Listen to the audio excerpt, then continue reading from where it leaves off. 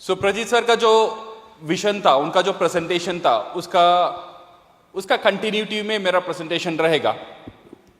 So my presentation, what we are going to discuss is, we are going to talk about DXN future.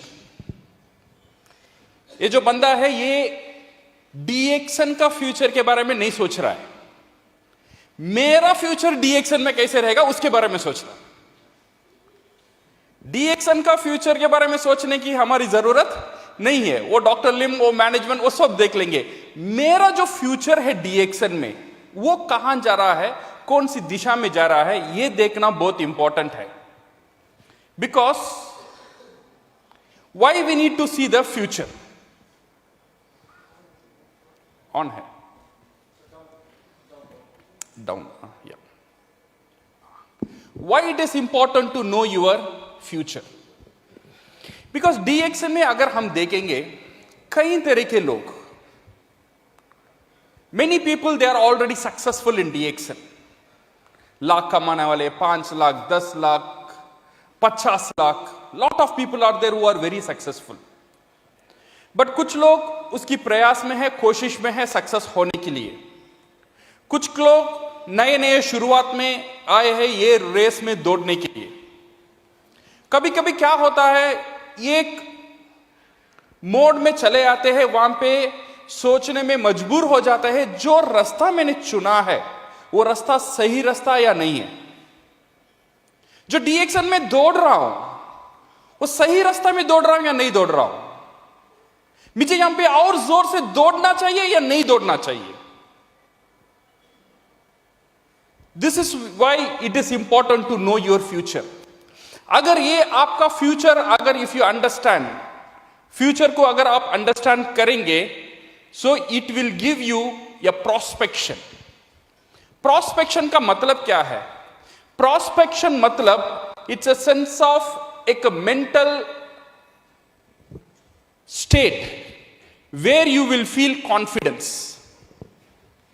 एक confidence मिलता है. This is what we call a prospection state. जब आप future को देखते हो, you will get some confidence. You will have motivation, you will have focus, and you will have happiness. ये जब भी मिलेगा when you see the future clearly. Chennai में मेरा एक दोस्त था. उसने क्या किया, चेन्नई शहर से बाहर उसने एक जमीन खरीदा. उसने कोई रियल एस्टेट वालों ने उसने जमीन बेच दिया. उसने पूरा पैसा, उसका जो करियर में जितना भी सेविंग था, सारी सेविंग वो जगह में डाला. जगह में डालने का बाद 2 साल का बाद मैं उससे मिला. मैं पूछा तू कैसा है? वो बोल रहा उतना अच्छा नहीं हूं. क्यों? ये देखना, मेरा पूरा फ्यूचर में यहां पे डाल दिया. वो समय ये डिसीजन मुझे सही लगा, तो इसीलिए मैंने वहां पे डाल के पूरा जमीन खरीदा. बड़ी अभी पता नहीं यहां पे कुछ डेवलपमेंट नहीं हो रहा है, और ये जमीन बेचना चाहूं या ना चाहूं, अगर बेचने के लिए लोग भी नहीं आ रहे, खरीदने के लिए लोग भी नहीं है, तो इसीलिए मैं परेशान हूं. मुझे पता नहीं मेरा फ्यूचर क्या होगा. तो मैंने उसे बोला, अच्छा यू डोंट वरी, मेरे कुछ दोस्त है, मैं उनसे पूछूंगा अगर ये जमीन को कैसे बेचने के मैं तुझे इंतजाम कर रहा हूं. मेरा एक दोस्त था CMDA में, चेन्नई मेट्रोपॉलिटन डेवलपमेंट अथॉरिटी में काम कर रहा है. मैं उससे पूछा, ये जमीन है, मेरा दोस्त वो बेचना चाहता है, तू अगर तेरा कोई कॉन्टैक्ट है तो मुझे बता. वो जो CMD में काम करने वाला, उसने बोला, तेरा दोस्त को बोल वो जमीन कभी भी नहीं बेचने का. बिकॉज वो जो जमीन है ना, उसका पास मेट्रो ट्रेन का एक बड़ा हब आने वाला है. उसका सामने एम्स का हॉस्पिटल आने वाला है. उसका 1 किलोमीटर पीछे नया तमिलनाडु गवर्नमेंट का सेक्रेटरीट होने वाला है. तो इसीलिए उसे बोल ये जमीन को कभी भी नहीं बेचने का. मैं मेरा दोस्त से गया, मैंने बोला, देख तू बेचना चाहता है, ये वहां पे मेट्रो आने वाला है, सेक्रेटरीट आने वाला है, एम्स आने वाला है, मैं हर एक इंफॉर्मेशन दे रहा हूं, उसका अंदर जो कॉन्फिडेंस लेवल है वो बढ़ता गया बढ़ता गया। जब मायूसी था उसका चेहरे में खुशी मुझे नजर आया। मैं अभी उसे बोला बेचना चाहता है मुझे बेच दे, वो सब बोला नहीं बेचूंगा, ये जमीन को मैं कभी भी नहीं बेचूंगा। सेम इंसान सेम जमीन, एक हफ्ते पहले उसका डिसीजन दूसरा था। सेम जमीन में एक हफ्ते पहले उसका डिसीजन दूसरा बन गया। कैसा बना? क्या ऐसा हुआ उसका डिसीजन ऐसा बदला? क्यों बदला? क्यों बदला? बिकॉज एक ही चीज, फ्यूचर का इंफॉर्मेशन उसे मिला, उसने फ्यूचर को देखा, इसीलिए उसका अंदर जो कॉन्फिडेंस आया, इसीलिए उसका अंदर जो मोटिवेशन आया, इसीलिए उसका अंदर जो हैप्पीनेस आया। वो जमीन में अभी भी कुछ भी नहीं हुआ, बट होने वाला है, ये भरोसा, ये इंफॉर्मेशन, दिस कॉन्फिडेंस, ये फ्यूचर को देखा, इसीलिए उसका अंदर कॉन्फिडेंस आया। इसीलिए दोस्तों DXN का फ्यूचर कहां है ये देखना बहुत बहुत जरूरी है, हमारा कॉन्फिडेंस के लिए, मोटिवेशन के लिए, फोकस के लिए और हैप्पीनेस के लिए। So where DXN is going and how we are going, because हर वक्त मोटिवेशन हमारा साथ ही नहीं रहता है। कुछ टाइम मोटिवेटेड रहते हैं, कुछ मोटिवेशन चला जाता है, कुछ टाइम ऐसे मुसीबत आ जाता है, सोचने में मजबूर कर देता है रास्ता सही है या नहीं है। इसीलिए ये जो इंफॉर्मेशन साथ में रहना बहुत जरूरी है, तो हमारा मोटिवेशन को, काम करने का जो हमारा जज्बा को बढ़ा रखे। सो माय डियर, तो नाउ लेट अस फोकस। अगर if you want to see the future, अगर आपका फ्यूचर देखना चाहते हो कहां है, ये फ्यूचर कुछ फैक्टर में डिपेंडेंट होता है। नंबर 1, ये डिपेंडेंट होता है इन द इंडस्ट्री इटसेल्फ। ये जो हमारा इंडस्ट्री है, डायरेक्ट सेलिंग इंडस्ट्री, इसका फ्यूचर क्या है ये देखना बहुत जरूरी है। इसका फ्यूचर कितना मजबूत है ये देखना बहुत जरूरी है। अगर ये हमें मालूम पड़ जाता है तो हमारा फ्यूचर, हम ये कंक्लूजन में आ सकते हैं, तो हमारा फ्यूचर भी बहुत ताकतदार है। ये जो फेसेस है, this is the face of any industry. जो भी इंडस्ट्री आता है, इमर्ज होता है, सक्सेस होता है, ये फेस से गुजरता है। Not only direct selling industry के बारे में बात नहीं कर रहा हूं, सारी industry. You talk about banking industry, you talk about insurance industry. ये कैसा हुआ? पहला शुरू होता है एमरजेंस ऑफ एन इंडस्ट्री। ये एक इंडस्ट्री शुरू होने का कुछ आइडियाज कुछ लोगों का साथ आता है। वो आइडिया आने का बाद वो लोगों का साथ शेयर करते हैं, ऐसा एक आइडिया आया है, तू क्या बोलता है, let us start this industry. ये आइडिया आने का बाद पहला स्टेप आता है रेसिस्टेंस। लोग नया आइडिया को जल्दी नहीं मानते। जैसा हुआ बैंकिंग। जब बैंकिंग शुरू हुआ था, लोग बोले थे, उस टाइम में क्या होता था, सारी पैसा घर में ही रखते थे। एक बंदा जाके बोला, भाई तेरा पैसा, सारी पैसा मेरे पास है, मैं रख लूंगा। तो लोगों को अजीब से लगा, मेरा पैसा तेरा का नहीं क्यों दूं, मेरा पैसा मैं खुद रखूंगा ना। बिकॉज वो टाइम किसी को जानता, मेरा पैसा तू क्यों मांग रहा है, नु तेरा पैसा था, मैं सुरक्षित रखूंगा, वो मैं खुद रख लूंगा। सो शुरुआत में ये बैंकिंग इंडस्ट्री का इतना आसान से इमर्ज नहीं हुआ। देन लोगों को पता चला चोरी हो रहा है, ये हो रहा है, उसका एडवांटेज के बारे में पता चला। देन ये रेसिस्टेंस का बाद एक ग्रोथ शुरू हुआ वहां पे। ये जब ग्रोथ शुरू हुआ, पहले फेस में ये ग्रोथ बहुत बड़ा होता है। जब ये बड़ा होता है, इसमें सारे खिलाड़ी अंदर आते हैं। अच्छे बैंकिंग भी आता है, खराब बैंकिंग भी आता है। ये जब खेल शुरू हो जाता है, तब इसमें कुछ लोग फायदा भी होते हैं, कुछ लोग का नुकसान भी हो जाता है। जब नुकसान हो जाता है देन इसका चर्चा शुरू हो जाता है। एक बंदा ने बैंक में पैसा डाला, वो बैंक डूब गया, वो बैंक चला गया। देखो, इसीलिए बोला था बैंक में पैसा मत डालो, ये नए नए आइडिया में मत जाओ। सो ये क्या होगा, then it go to the initial big growth, then expect sceptical और करेक्शन फेस आएगा। जब ये चर्चा ज्यादा है, एक इंडस्ट्री के बारे में खराब या अच्छा चर्चा ज्यादा हो जाता है, ये गवर्नमेंट को अट्रैक्ट करता है। ये क्या हो रहा है, लोग किसके बारे में बात कर रहे हैं, इसका पैसा कहां गया, वो कंपनी इसका क्यों गया, ऐसे क्या कंपनीज है यहां पे काम कर रहे हैं। तो गवर्नमेंट का नजर वो इंडस्ट्री का ऊपर आ रहा है। जब गवर्नमेंट इंडस्ट्री को स्टडी करता है, गवर्नमेंट पहले एक डिसीजन, दो डिसीजन लेता है। पहला डिसीजन, ये इंडस्ट्री ये देश के लिए जरूरी है या जरूरी नहीं है। गवर्नमेंट पहला ये देखता है। गवर्नमेंट सोचता है ये इंडस्ट्री जरूरी है तो उसे बढ़ाता है। अगर गवर्नमेंट सोचता है वो जरूरी नहीं है, इमीडिएटली उसे बैन कर लेता है। वो बैन कर लेता है, बोलता है ऐसे बैंकिंग में मत जाओ, ये इलीगल है।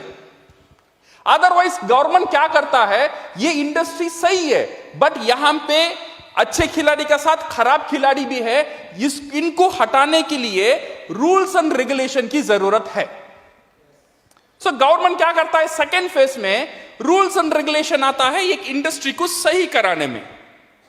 ये इंडस्ट्री को रेगुलेशन आने का बाद देन आता है कंसोलिडेशन फेज। कंसोलिडेशन फेज का मतलब यहां पे जो खराब नियत वाली कंपनी है ये सब हट जाता है, सिर्फ ताकतदार कंपनी खड़ता है। ये कंसोलिडेशन में होता है।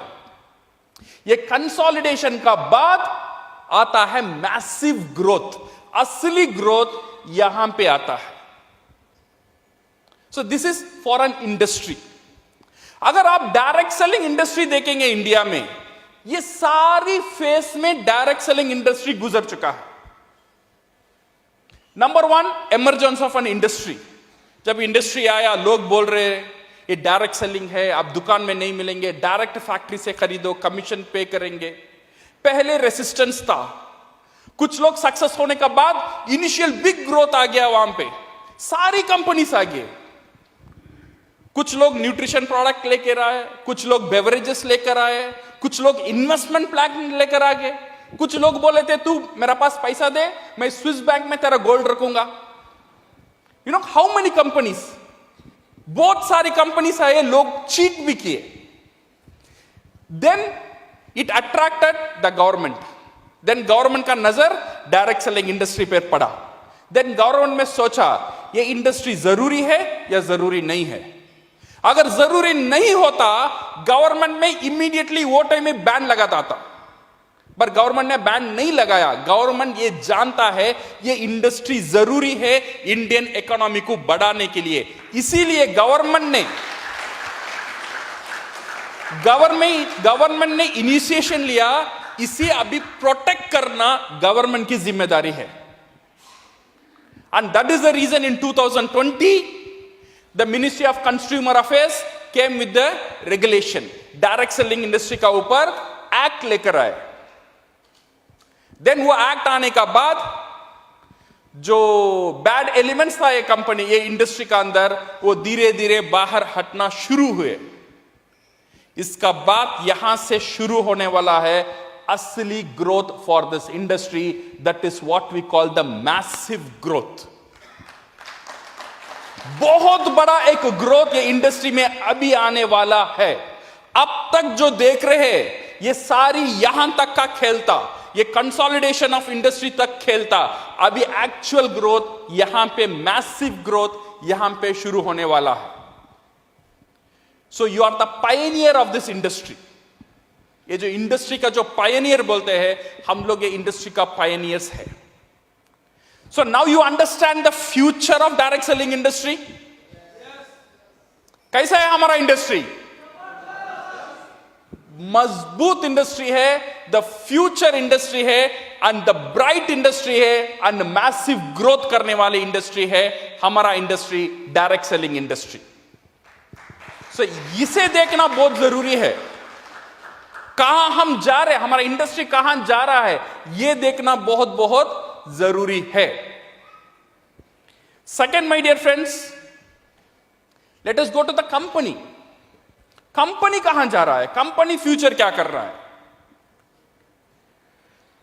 इफ यू सी 25 इयर्स, 25 साल, अभी डीएक्सन 30 साल कंप्लीट करने वाला है, बट 25 साल अगर हम देखेंगे, सिर्फ हमारा कान में एक ही न्यूज आता था, डीएक्सन ने वो कंट्री में ब्रांच खोल लिया है, डीएक्सन में सऊदी अरब में खोला, डीएक्सन ने कुवैत में खोला, डीएक्सन ने मोरक्को में खोला, डीएक्सन ने लैटिन अमेरिका में खोला, डीएक्सन ने मंगोलिया में खोला। ऐसी बात आती थी ना, 25 इयर्स, यहां ओपन हुआ, वहां ओपन हुआ, सिर्फ एक्सपेंशन और एक्सपेंशन और एक्सपेंशन, इसी का बात होता था। बट लास्ट 2 इयर्स और अगले 15 साल अगर हम देखेंगे, अभी रिसेंटली क्या बात सुनने को आता है, एक्सपेंशन तो हो रहा है। अभी रिसेंटली क्या सुनने को आता है, कंपनी ने वहां फैक्ट्री ले लिया, कंपनी ने ये, अभी ये नहीं सुन रहा है कंपनी ने वो खोला, ये खोला, वो फेज गुजर गया। अभी सेकेंड जो फेज है, जो नेक्स्ट 15 साल का जो फेज है, this is the self sustainability phase, जो डीएक्सन अभी गुजर रहा है, जो अभी फोकस कर रहा है। बांग्लादेश में फैक्ट्री खुला, नेपाल में जमीन खरीद लिया, मोरक्को में जमीन खरीद लिया, गयाना में जमीन खरीद लिया, यहां पे फैक्ट्री नया ओपन हो रहा है, वहां पे गवर्नमेंट का साथ टाई अप हो रहा है, ये सारी इंफॉर्मेशन अभी हम मिल रहा है। This phase is called the self sustainability phase, because ये डायरेक्ट सेलिंग इंडस्ट्री को परमानेंट रहना है, 2 चीज जरूरत है, एक एक्सपेंशन होना है, सेकेंड सेल्फ सस्टेनेबल होना है। हर एक कंट्री आत्मनिर्भर होना बहुत बहुत जरूरी है। सिर्फ फैक्ट्री का ऊपर कंपनी काम नहीं कर रहा है। प्रजीत सर ने बोला 10,000 एकड़ जमीन, कैन यू इमेजिन 10,000 एकड़? 1 acre is around 42,000 square feet. We are not talking about 10 acre, we are not talking about 100 acre, we are talking about 10,000 एकड़। अगर कार में जाएंगे तो 4 घंटा लगेगा सिर्फ एकड़ क्रॉस करने में। सो इतने बड़ी जमीन व्हाई वी नीड? ये फैक्ट्री के लिए नहीं है, definitely this is for your cultivation. So DXN कहां जा रहा है? कल्टीवेशन से लेकर, फैक्ट्री से लेकर, everything it will be in its own control, वो खुद का हाथ में रखेगा, सो दैट दिस कंपनी किसी का ऊपर निर्भर करने की जरूरत ना आए। Now no need to depend on anything. This is what DXN is going. So what will happen is, it will become the everlasting company. So this is what we should know about the future. When you want to know the future, when you ask this question, ये question हमारा mind में आता है, तो हमको ये देखना है, ये एक परफेक्ट इंडस्ट्री है और एक परफेक्ट कंपनी है जो मेरा फ्यूचर को 100% सिक्योर कर सकता है। My dear friends, if you want to know the future, you should also know what is DXN का प्रोडक्ट के बारे में। DXN का प्रोडक्ट, ये प्रोडक्ट डायरेक्ट सेलिंग इंडस्ट्री में एक बहुत बड़ा रोल प्ले करता है एक नेटवर्कर को सक्सेस कराने में, because this is our tool. सारी खेल इसका साथ ही हम खेलने वाले हैं, ये हमारा हथियार है। अगर हथियार मजबूत रहेगा, जीत इजी हासिल कर सकते हैं। सो डीएक्सन का जो प्रोडक्ट का ट्रेंड कहां जा रहा है, ये देखो। अगर ये सही रास्ते में जा रहा है तो वी विल नो मेरा भी जो फ्यूचर है वो सही रास्ते में ही है।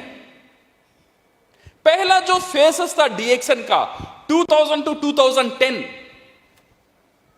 मैं जब चेन्नई में शुरू हुआ था 2001 में, अराउंड 200 पीपल 300 पीपल ऑफिस में आते थे, उसमें से 80% लोग पेशेंट थे।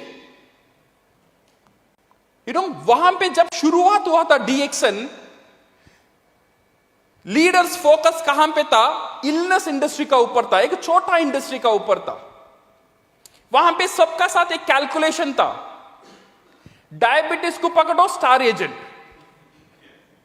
अगर कैंसर मिल गया स्टार डायमंड। तो इसलिए लोग कोशिश करते थे कैंसर कहां है। उनका डाउनलाइन अगर देखेंगे, एक cancer patient, liver, heart attack, उसका सारी डायमंड ऐसा ही रहेगा। सो बिजनेस एक जगह जाने का बाद ऊपर उठ नहीं सका। Then it took 10 years for DXN to reposition. सही जो डीएक्सन का जो पोजीशन है उसमें सिखाने के लिए with the help of all the leaders and proper education and training, जो आरजीजीएल दवाखाने में था वो चलकर डाइनिंग टेबल में आने 10 साल लगा। Now in this 2010 and 2020, now you can see the DXN product has position in the food supplement and wellness. Now मैं अभी ये नहीं सुनता हूं मेरा डायमंड कैंसर है, सही है ना? सो ये बहुत साल पहले मैं सुना था। अभी लोग इसके ऊपर कंसंट्रेशन नहीं कर रहे, लोग कंसंट्रेशन कर रहे ये प्रोडक्ट को हर दिन का प्रोडक्ट कैसे बनाए। सो इसीलिए स्पाइरुलिना अभी दवाखाने में नहीं रहता है, स्पाइरुलिना डाइनिंग टेबल में रहता है। मेरा नॉर्मल डोसा स्पाइरुलिना दो लो बन गया सुपर डोसा, सही करेक्ट ना? So I can not expect my wife to cook me a super food. मैं तो तू जो भी आता है अच्छा तू करके दे, उसे सुपर बनाना मेरा काम है। और मैं मैजिक इंग्रेडिएंट डालता हूं स्पाइरुलिना। मेरा नॉर्मल इडली बन गया सुपर इडली।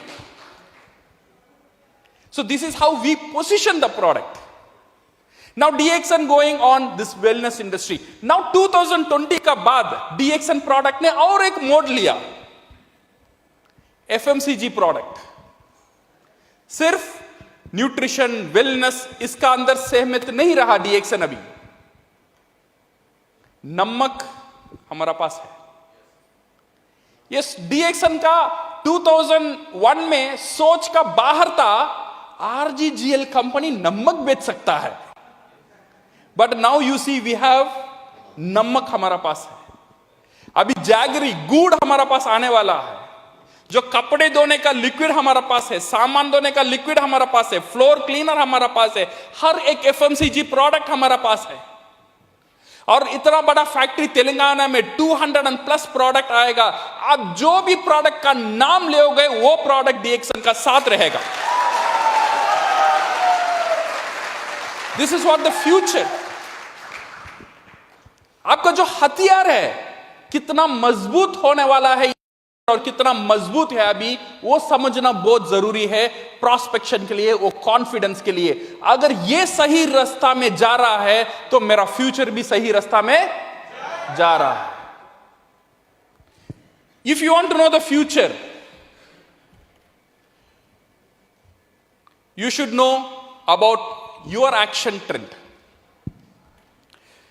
मैंने बोला 3 चीज, इंडस्ट्री, कंपनी, प्रोडक्ट एक तरफ, आपका फ्यूचर डिपेंड होता है आपका काम से, ये और एक तरफ। Your action trend is also very important. पहले हम देखेंगे ये जो स्टेजेस है, ये जो फेसेस है, एक नॉर्मल नेटवर्कर का फेसेस ऐसे ही गुजरता है। पहला फेस होता है स्टार्टिंग स्टेज, जब वो मेंबरशिप साइन करता है और डीएक्सन में आ जाता है। This is what we call the starting stage. Starting stage आने का बाद देन ही बिल्ड द बिजनेस, ट्रेनिंग लेना, प्रोडक्ट बेचना, स्पॉन्सरिंग करना, सेमिनार अटेंड करना, वो बिल्ड करता है। बिल्ड करने का बाद थर्ड स्टेज आता है मोमेंटम। मोमेंटम फेस का मतलब उसका स्टेटस बड़ा होना शुरू होता है। स्टार एजेंट बन गया, स्टार रूबी बन गया, स्टार डायमंड, और बोनस भी बढ़ना लगता है और स्टेटस भी बढ़ना लगता है। This is what we call the momentum. एक मोमेंटम, एक तेज रफ्तार पड़ता है। This is what the momentum stage. एक मोमेंटम स्टेज का बाद एक आता है स्टेबिलिटी स्टेज। वहां पे लीडर को महसूस होता है अभी मेरा बिजनेस सुरक्षित है, मेरा बिजनेस ऑटोमेटिकली बढ़ रहा है, this is what we call the stability stage. वो स्टेबिलिटी स्टेज का बाद आता है सक्सेशन स्टेज। दैट मींस उसका नीचे लीडर तैयार हो गए, अभी ये बिजनेस मेरा ऊपर डिपेंडेंट नहीं है, वो ये डिपेंडेंसी मेरा टीम का साथ चला गया है। अगर अभी मैं रहूं या ना रहूं, ये बिजनेस चलता ही रहेगा। मैं काम करूं या ना करूं, मैं इंडिया में रहूं या गोल्डन वीसा लेकर दुबई में चले जाऊं, मेरा टीम काम करता ही रहेगा, जो प्रोफेसर का साथ हो रहा है। सक्सेशन स्टेज उन्होंने दे दिया, ये बिजनेस अभी तुम्हारा है, संभालो। बिकॉज उनको ये भरोसा आ गया, ये लीडर इतना बढ़ गए, ये बिजनेस वो खुद संभाल सकते हैं। Then you go to the retirement stage. अभी सो जाओ, नाचो, गाओ, काम करो, नहीं करो, कुछ भी करो, ये जो व्हील है, ये जो सिस्टम है, ये चलता ही रहेगा, चलता ही रहेगा, चलता ही रहेगा। This is the faces of A proper networker. But सारी नेटवर्कर का फेसेस ऐसा नहीं जाता है। यहां पे कुछ रोड डिविएशन भी ले लेते हैं। कुछ लोगों का कैसा होता है, स्टार्टिंग स्टेज होता है, देन बिल्डिंग स्टेज आता है, देन एक मोमेंटम स्टेज शुरू होता है, स्टेटस बढ़ता है, बोनस बढ़ता है, but after that you can see और एक स्टेज आता है, डिक्लाइन स्टेज। यू नो 5 साल पहले मेरा पीवी कितना था, ऐसे कुछ लोगों को साथ बात होना शुरू हो जाता है। 5 साल पहले इतना बड़ा टीम था मेरा, 2 साल बाद मेरा इतना था, ये था, वो था, वो पास्ट में बात करते थे। This is what we call the decline stage. उनका मोमेंटम स्टेबिलिटी में नहीं गया, डिक्लाइन में आ गया। ये डिक्लाइन स्टेज जाने का बाद ये एक जगह आता है, we called captive stage. Captive stage का मतलब बोनस एक जगह गिरकर वहीं रुक जाता है, ऊपर भी नहीं जाता है और नीचे भी नहीं आता है। इसे मेंटेन करने के लिए वो लीडर को पूरा ताकत देना पड़ता है। अभी ये लीडर ये छोड़ भी नहीं सकता है, कंटिन्यू भी नहीं कर सकता है। 10 साल हो गया, कैसे छोड़ूं? अभी कंटिन्यू करूं, उसमें भी मजा नहीं है। अपलाइन भी बात नहीं सुनता है, डाउनलाइन भी नहीं सुनता है, अकेले अकेला महसूस कर रहा हूं। ये कैप्टिव स्टेज, ये कैप्चर स्टेज में आ जाता है ये तरह के networker. After this captive stage, this we what we called an unhappy stage. जो बोनस, जो वॉल्यूम आ रहा है, उसे उतना हैप्पीनेस नहीं देता है, तो ये लीडर वो अनहैप्पी स्टेज में ही कंटिन्यू करता है। So how to change? ये जो स्टेज है, ये momentum stage, you should not go to the decline stage. ये आना चाहिए कहां पे? स्टेबिलिटी स्टेज में आना चाहिए, देन सक्सेशन में जाना चाहिए, देन ये रिटायरमेंट में जाना चाहिए। How to do that? ये करने के लिए हर एक नेटवर्कर का 3 अवतार रहता है। ये 3 अवतार में वो नेटवर्कर गुजर कर आएगा, देन वो स्टेबिलिटी, सक्सेशन, रिटायरमेंट स्टेज में जाएगा। अगर वो 3 अवतार वो कंप्लीट नहीं कर पाता है, या शायद 1 अवतार कंप्लीट करता है, 2 अवतार कंप्लीट करता है, 3वां अवतार पे अंदर नहीं जाता है, उसका हाल बेहाल, ये डिक्लाइन स्टेज में अटक जाता है। नेटवर्कर का क्या अवतार है? We tell this is what we call the starters phase. सही है ना? जो नेटवर्कर शुरू करता है, एक सक्सेस स्टोरी सुनकर शुरू कर लेता है, देन मोटिवेट होता है, देन एक्साइटमेंट होता है, देन काम करना शुरू कर देता है, काम करता ही रहता है, काम करता ही रहता है, काम करता ही रहता है। उसका अंदर अगर हम देखेंगे, सारी एक्साइटमेंट रहता है, पैशन रहता है और मोटिवेशन रहता है। This is what we called an amateur. Networking industry में ये अमेचर, काफी सारे लीडर, ऐसे लीडर आप पाएंगे। मोटिवेटेड रहेगा, पैशन रहेगा, एक्साइटमेंट रहेगा, बट उसका एक्साइटमेंट या पैशन जब कम हो जाएगा, उसका पीवी भी कम हो जाएगा। ये सारी बिजनेस उसका अंदर ही सराउंड करता है। सो इसीलिए my dear friends, only excitement and passion will not take you to success. You know, I have my uncle, मेरा एक अंकल है, उसे क्या हुआ, एक बार हार्ट ब्लॉक आ गया है, and I went to the doctor. Doctor told it's a case of open heart surgery, surgery करना ही पड़ेगा और कोई उपाय नहीं है। उसका बेटी है, बेटा नहीं है, तो इसीलिए मुझे वो कंसर्न फॉर्म में साइन करना पड़ेगा। वो कंसर्न फॉर्म में लिखा है, अगर तेरा मामा को कुछ हो गया, डॉक्टर जिम्मेदारी नहीं है। पैसा पूरा मैंने दिया, बट फिर भी हमने कंसर्न फॉर्म में साइन किया। साइन करने के बाद हॉस्पिटल ने बोला नेक्स्ट वीक ऑपरेशन है, आ जाओ मामा को लेकर। मैंने लेके गया। देन वो इंट्रोड्यूस कर रहे थे, ये है तुम्हारा डॉक्टर जो आज सर्जरी करेंगे। सो ऐसा सर्जरी करने वाले थोड़ा जाके मुलाकात कर लेंगे, पूछ लेंगे कैसा है।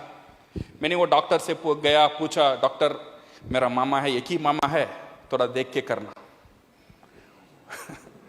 वो डॉक्टर ने बोला, don't worry mister Rafiq, I am really motivated. 2 हफ्ते से मैं एक्साइटेड हूं तेरा मामा पे ऑपरेशन करने के लिए।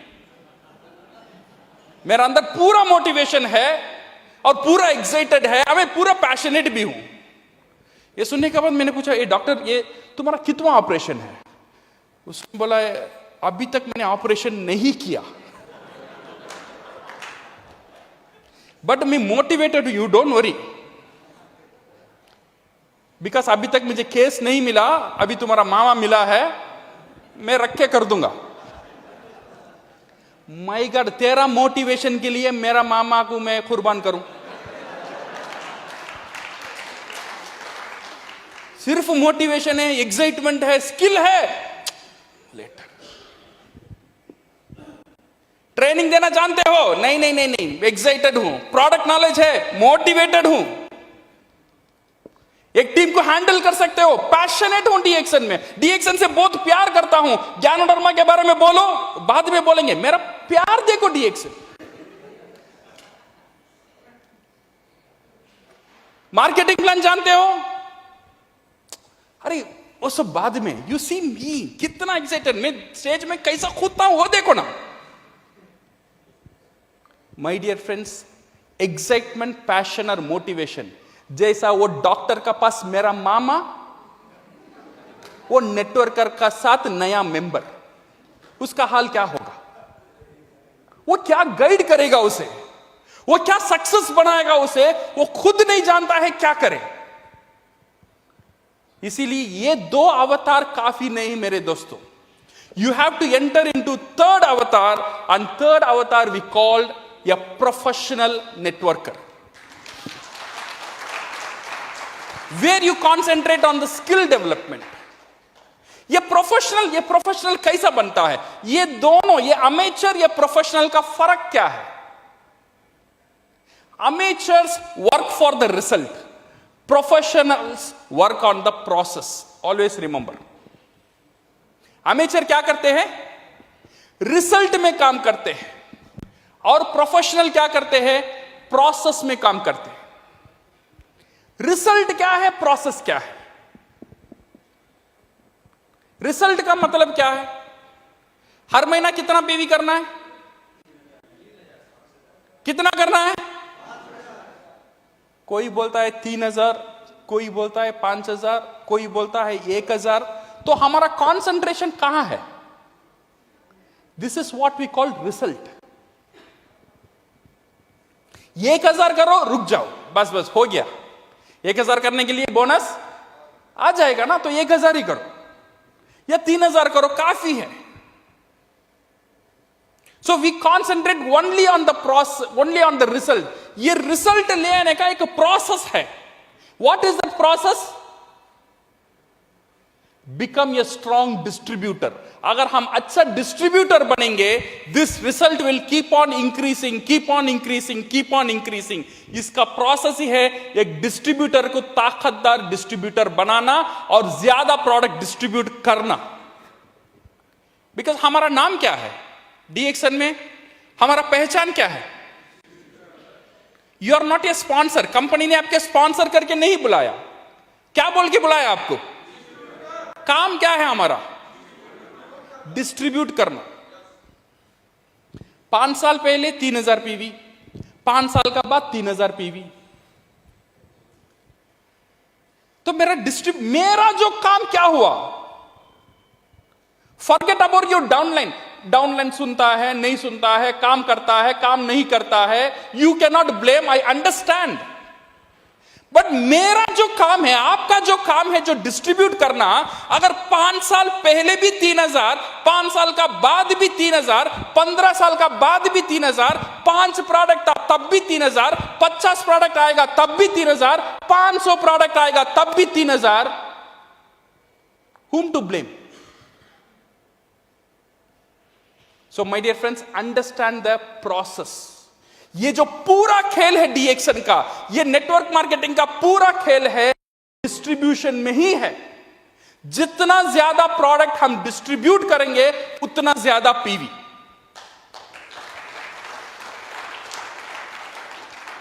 बट हम तो डाइट में डाल देते हैं पीवी को। 3000 वहीं रुक जाओ, 5000 करेंगे तो बड़ो स्पाइरुलिना मिलेगा, वो महीना कर लेना, अदरवाइज नहीं करेंगे। ये जो 50 प्रोडक्ट आ गया, लोग बोलते हैं कंबुचा। कंबुचा कैसा था? ये बहुत जबरदस्त, नहीं जबरदस्त, आपका पीवी में पता चलेगा।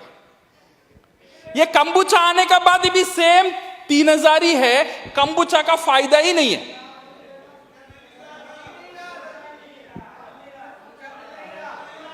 मिलेगा भी नहीं, ये मिलने वाला भी नहीं, बिकॉज जो लोग पर्सनल पीवी नहीं बढ़ाते हैं उनको कंबुचा नहीं मिलेगा। एक ही कंडीशन है, एक नया प्रोडक्ट आता है तो 1000 पीवी बढ़ाओ, और एक नया पीवी आता है 3000 नहीं, अभी 4000 होगा आपका पर्सनल पीवी, और एक नया पीवी आता है तो 5000 पीवी। हर एक नया प्रोडक्ट हर महीने 1000 personal PV increase.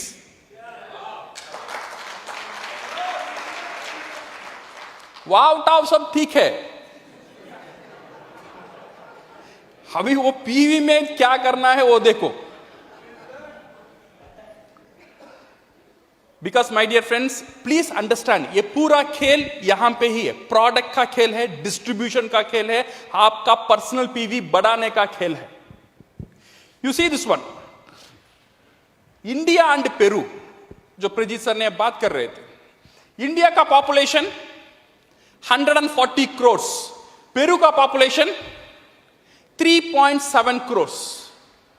Average income, एक आदमी का एवरेज इनकम हर महीना इंडिया में 42,000 रुपीस। पेरू में एक आदमी का average income is 35,000 rupees.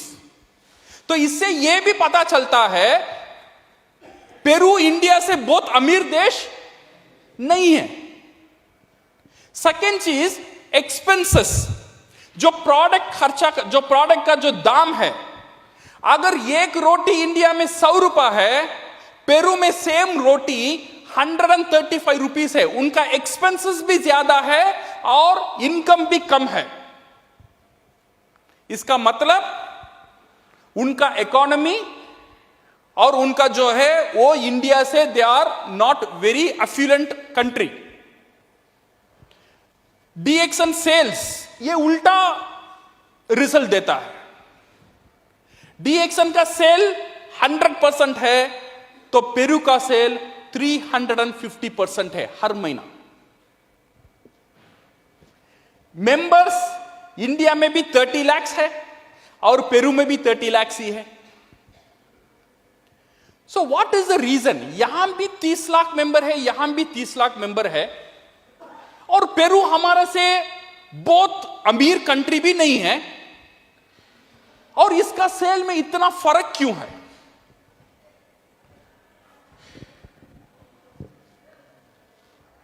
Because of the personal PV and the average purchase. अगर इंडिया में अगर हम देखेंगे 1000 पीवी करने में 3000 रुपया लगता है, 3000 पीवी करने में 9000 रुपीस लगता है। वेरस इन पेरू उनका 1000 पीवी माने 30 पीवी करने में इंडियन वैल्यू में 10,000 रुपए का प्रोडक्ट परचेस करते हैं। 3000 मेंटेन करने के लिए वहां पे 100 पीवी, इनके लिए हर एक व्यक्ति 30,000 का प्रोडक्ट खरीदता है। इंडिया में एवरेज परचेस एक डिस्ट्रीब्यूटर एवरेज पर मंथ 6,100 खर्चता है, एक डीएक्सन डिस्ट्रीब्यूटर। वेरस इन पेरू हर एक डिस्ट्रीब्यूटर 20,000 खर्चता है डीएक्सन प्रोडक्ट खरीदने में। सो इसमें और गौर कर कर देखेंगे, आपको वो कैलकुलेशन पता चलेगा। ये जो एवरेज परचेस 6,100, यहां पे 20,000, ये 3.5 गुना ज्यादा है, इसीलिए उनका सेल भी 3.5 गुना ज्यादा हो गया है। अगर हमें भी उनसे पार करना है तो ये 6,000 से बाहर आना चाहिए। 6,000 का मतलब 2,000 PV on an average. Each and every DXN distributor 2,000 personal PV maintain करता है।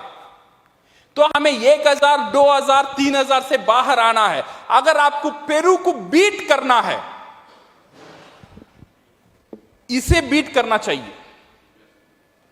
जब तक इसे हम बीट नहीं करेंगे, हम पेरू का पास जा भी नहीं सकते। इसे बीट करना है तो 20,000 का बीट करने का मतलब हर एक व्यक्ति एवरेज 7,000 पीवी मेंटेन करना चाहिए। Only you maintain 7,000 PV, you can reach Peru. और पेरू से ज्यादा जाना चाहिए तो 10,000 पकड़ो। तो खेल पर्सनल पीवी में ही है। सो ये मेंटालिटी से बाहर आना बहुत जरूरी है। 1,000 में बोनस आता है, 3,000 में ये हो जाता है। मैंने प्रजीत सर को बोला, सर अब 3,000 पीजी पीवी में मैंडेटरी मत करो। अगर करना है तो पर्सनल पीवी 3,000 मैंडेटरी करो। आप राजी हो? आप राजी हो? Personal PV should be 3,000। Personal PV 3,000 मत बहुत बड़ा पार्ट नहीं है। 3,000 मीन 9,000 रुपीज ऑफ प्रोडक्ट। पूरे महीने में एक इंटरनेशनल ब्रांड का डिस्ट्रीब्यूशन लेने वाला अगर 9,000 प्रोडक्ट भी खुद नहीं खाता है और नहीं बेचता है, वो क्या काम कर लेगा पूरा 30 दिन में? पूरा खेल यहां पे भी रहता है। My dear friends, concentrate on your personal PV. ये जो आपका जो टीम है ना, अगर कोई लीडर को ये समझ में आ गया है, आप आपका टीम में ये इंस्टिल करो कैसा उसका पर्सनल पीवी बढ़े। पर्सनल पीवी को बढ़ाने में आप प्लान करो, इंप्लीमेंट करो और ट्रेनिंग करो और कन्वेंशन करो। जो भी करना है, हर एक व्यक्ति का पर्सनल पीवी हर महीना बढ़ना है। ये स्ट्रैटेजी आपका टीमर लेकर आइए। You will see UP will be number 1 in the entire industry.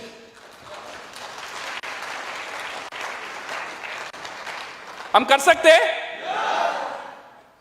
अगर करना है, don't see the PV, concentrate on the process.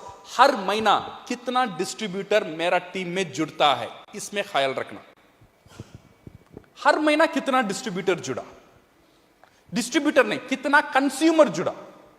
Distributor जुड़ना चाहिए, इसका साथ साथ कंज्यूमर भी जुड़ना चाहिए। कंज्यूमर जुड़ेगा, देन ओनली आपका जो स्टेटस, आपका जो डिस्ट्रीब्यूशन है ना, डिस्ट्रीब्यूटर का ताकत बढ़ेगा।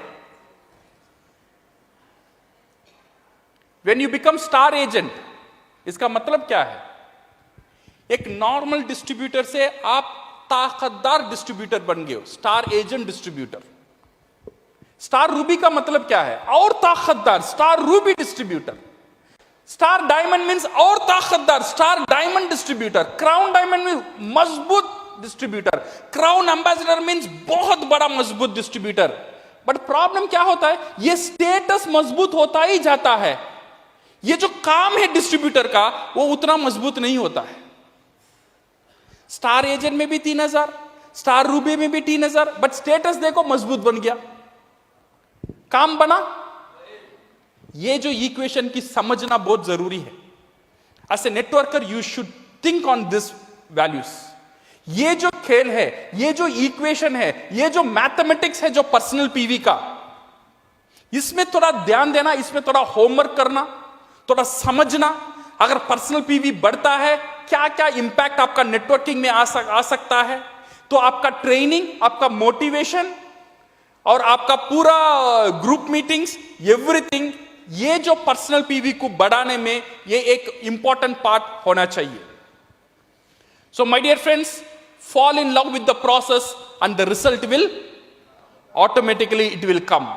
No matter how dirty your past is, your future is still spotless. Remember this.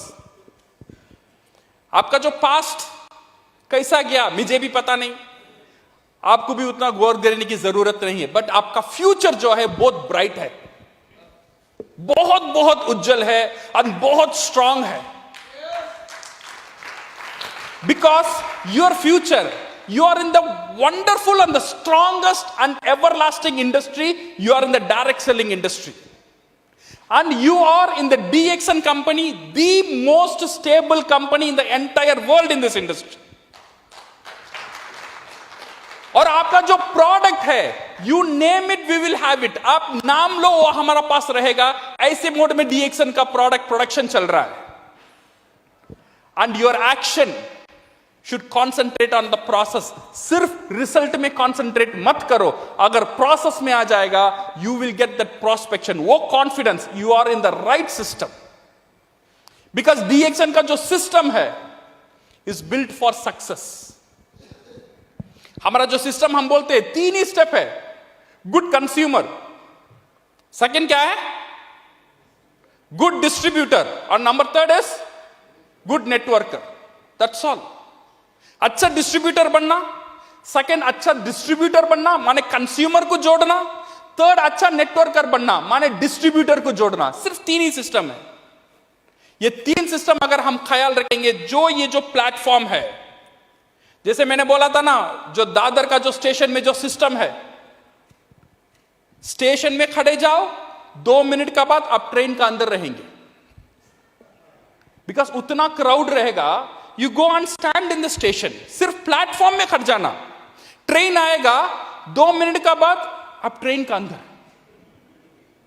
आप चल के जाने की जरूरत नहीं है। सिर्फ वो सिस्टम ऐसा बना हुआ है, ऑटोमेटिकली आपको ट्रेन का अंदर लेकर जाएगा। और डीएक्सन सिस्टम भी ऐसा ही बना हुआ है। ये प्लेटफॉर्म में खड़ जाओ, ऑटोमेटिकली आपको क्राउन एम्बेसडर बनाकर ही रहेगा। So thank you very much and all the best and go crown.